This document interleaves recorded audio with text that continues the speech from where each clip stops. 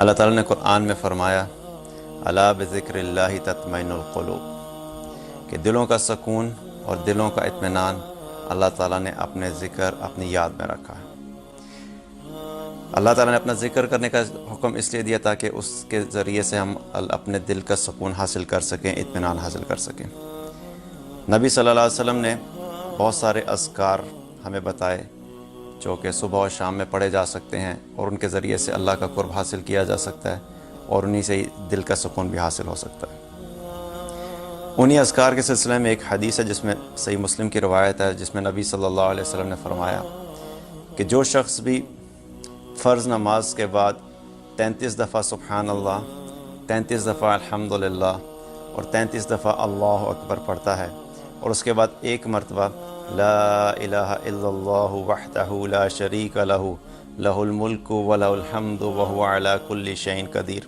یہ کلمات پڑھتا ہے تو اس کے بارے میں آپ صلی اللہ علیہ وسلم نے فرمایا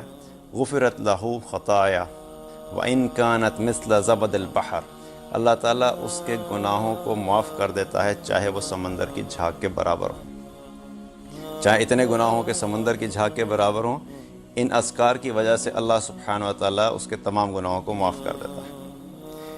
اب ان اذکار کو اپنی زندگی کا معمول بنا لیں۔ اکثر کیا ہوتا ہے کہ ہم نماز پڑھتے ہیں اور جلدی جلدی میں فرض پڑھے اور اس کے بعد چلے گئے اور اس چیز کو بھول جاتے ہیں اور اہتمام بھی نہیں کرتے،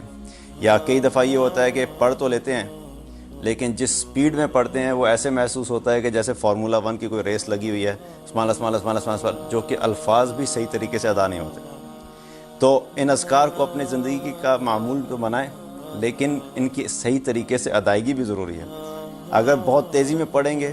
تو جو مقصد ہے اس ذکر کا وہ حاصل نہیں ہوگا۔ مقصد تو یہ تھا کہ اللہ کی بڑائی بیان کرنی ہے، اللہ کی تسبیح بیان کرنی ہے، اللہ کی حمد بیان کرنی ہے، تاکہ اس کے ذریعے سے اللہ تعالیٰ ہمارے دلوں کو سکون عطا فرمائے۔ لیکن اگر الفاظ صحیح طریقے سے ادا نہیں کریں گے تو ان الفاظ کی صحیح ادائیگی نہ ہونے کی وجہ سے بجائے اس کے کہ ہمارے دلوں کو سکون اور اطمینان حاصل ہو، وہ الٹا ہمارے دلوں میں مزید وحشت